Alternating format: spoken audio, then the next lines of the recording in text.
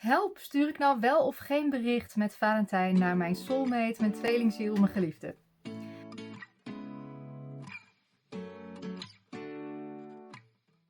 Dit is de vraag die ik afgelopen week heel vaak krijg. Vandaar dat ik deze video maak om jou te helpen de juiste keuze voor jou te maken.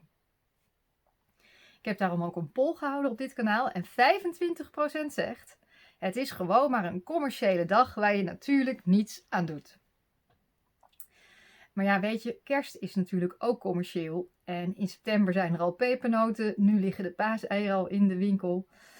Dus ja, dan kun je eigenlijk ook niks meer vieren in het leven, toch? Dus ja, dan kunnen we net zo goed ook vandaag stoppen met leven als er niks meer te vieren is. Het gaat ook niet om of iets duur is of commercieel is. Want je kunt ook voor iemand die jouw dierbaar is heel lekker gaan koken. Of dat je voor je tweelingziel misschien wel gaat koken. Of dat je een symbolisch cadeautje geeft. Iets wat je al in de kast hebt liggen.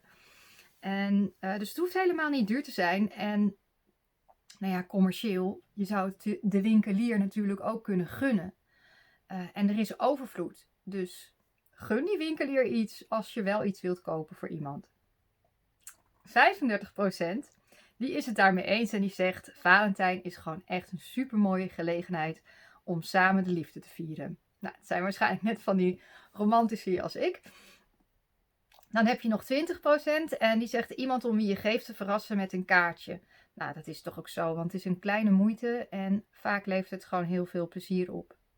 En nog eens 20% die zegt van: het zou toch elke dag Valentijnsdag moeten zijn. Hè, in de zin dat je lief bent voor je dierbaren. En dat is natuurlijk ook zo hè. Je hebt geen Valentijnsdag nodig om natuurlijk lief voor elkaar te zijn. Aan de andere kant, je zegt toch ook niet: ja, was het elke dag maar kerst? Alhoewel, ik ken wel iemand en die heeft dus het hele jaar door de kerstverlichting hangen en ook aanstaan. Zo van: ja, waarom zou het niet gewoon elke dag gezellig en sfeervol mogen zijn? Maar ik vind vaak als je dan met kerst ineens die lichtjes aandoet, ja, dan is dat ook een speciaal magisch moment. Dus hoe mooi is het dat je soms een bepaalde dag hebt met een bepaalde boodschap. Hè? Dat zit dan ook echt in de energie. Dus Valentijnsdag, de dag van de liefde, dan voel je dat ook echt in de energie. Omdat mensen overal ter wereld die liefdesdag vieren. Tenminste, niet iedereen, maar veel mensen doen dat wel. Maar goed, stuur je dan wel of geen bericht? Nou, mijn tweelingziel zegt: nee, dat moet je absoluut niet doen. Dus hij vindt het ook een commerciële dag. En hij zei nog: ja, reken er maar niet op dat je wat krijgt. Want dan weet je dat maar vast.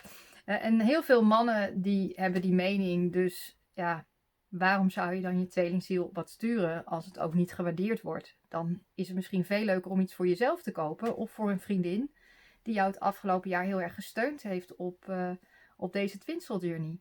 En dat je je daarvoor je dankbaarheid uitspreekt.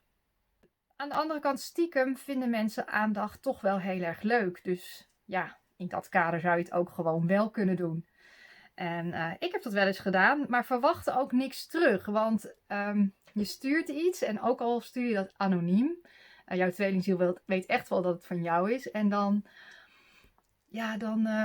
verwacht je misschien toch iets terug. Ook al denk je van tevoren: nee hoor, ik verwacht niks terug. Als er dan ook echt geen reactie komt, is dat toch nooit zo heel erg leuk. En dan ben je misschien teleurgesteld. Dus waarom zou je jezelf die teleurstelling aandoen?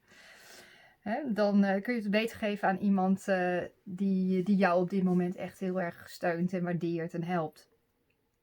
Wat je natuurlijk dan wel kan doen, is dat je gaat affirmeren. En de affirmatie van vandaag is, en typ mee als je dit in de lucht wilt zetten: mijn tweelingziel kiest nu voor mij en laat dat in alles elke dag zien. Dus mijn tweelingziel kiest nu voor mij en laat dat in alles elke dag zien. Als je tweelingziel in een relatie zit, zou ik in elk geval niet sturen. Ben je nog niet in een relatie met je twin of ben je ook nog niet aan het daten, dan als je dan iets geeft, is het al snel te veel. Het is overgeven. En je mag juist als Divine Feminine leren om meer in de ontvangstmodus te komen. Dus dat jij mag ontvangen, dat jij het waard bent om te ontvangen.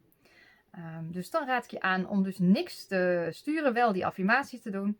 Maar ik heb wel een tip, want wat je in elk geval niet moet doen, of niet handig is, dat is dat je zelf medelijden hebt en gaat zeggen: ja, nou ben ik single en ik zie geen beweging en krijg ik ooit nog een relatie en niemand wil mij en dan zit ik weer alleen. En nou ja, dat dus niet. Wat je dan zou kunnen doen is dat je een lijst maakt van dierbare vrienden, vriendinnen, familieleden met alle positieve eigenschappen van hen. En dan kom je in de energie van liefde en dankbaarheid. En die lijst zou je ook voor jouw tweelingziel kunnen maken. En dus wat vind je zo mooi aan die persoon? En dan kom je dus in de energie van liefde en samen zijn. En dat is beter dan de energie van single en alleen zijn en eenzaam. Ik heb zelf een keer met Valentijn, toen ik nog niet met mijn tweelingziel samen was, een theatershow gemaakt. Ook om mezelf af te leiden en ook om een mooie avond te geven aan iedereen die dat wilde. En die theatershow ging over de Twin Soul Journey. Het heet The Circle of Life. Die heb ik toen gegeven en een kaartje was €36. Mensen kregen daarvoor een glas champagne en een roos en een hapje. En het was echt een mega leuk event. Het is opgenomen. Je kunt nu kijken voor €11. En misschien is het leuk als we met z'n allen kijken. Dus je kunt in je eentje kijken. Het linkje staat hier beneden. Maar je kunt ook, misschien is het leuk als we met z'n allen live gaan. Weet je wel, dat we al die schermpjes met een bubbeltje zien. Dat zou natuurlijk leuk zijn. Dus laat me weten als je dat zou willen. Dan kan ik kijken of ik dat kan regelen. Ik heb deze week ook een hele mooie Valentijnsactie. En dat is als jij in de Infinity webshop, dus de webshop voor de pure essentiële olie, een olie koopt. Voor jezelf of voor een vriendin. Dan krijg je per olie een gratis toegang voor de online theatershow. En wat een hele leuke olie is om te geven is natuurlijk de sexy. Om je mooi en sexy te voelen en dat je zin hebt in de toekomst. Lust. De love is natuurlijk heel mooi, omdat dat staat voor jouw goddelijke liefdeslijn.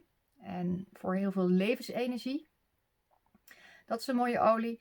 En wat ook een mooie is natuurlijk de energy voor overvloed. Dat is ook een voordelige olie.